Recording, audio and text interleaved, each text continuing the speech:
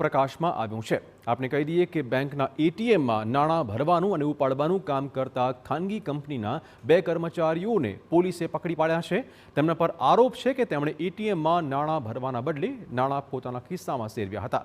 7 માસમાં અલગ અલગ 6 બેંકના એટીએમના નાણાં ભરવાના બદલે તેમણે રૂપિયા 3 લાખથી વધુની ઉચાપત કરી છે।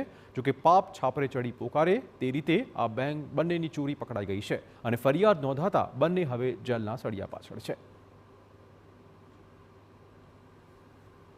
જે વ્યક્તિ એટલે કે કસ્ટોડિયનને અલગ અલગ રૂટ ઉપરના એટીએમમાં પૈસા લેવા મૂકવા બાબતનું જેને ઓથોરાઇઝેશન મળેલું હોય છે, આ કસ્ટોડિયન દ્વારા જે અલગ અલગ 6 જેટલા એટીએમમાંથી કુલ મળીને રૂપિયા 31,36,000 રૂપિયાનું એટીએમ પરમાં પૈસા ભરતા પહેલાં અથવા તો ત્યારબાદ પછી પાછળથી કાઢી લેવામાં આવેલા હોવાની ફરિયાદ, જેમાં ભારતીય ન્યાય સંહિતાની કલમ 316(3), 316(5) અને 61(2) મુજબની ફરિયાદ દાખલ કરવામાં આવેલી છે।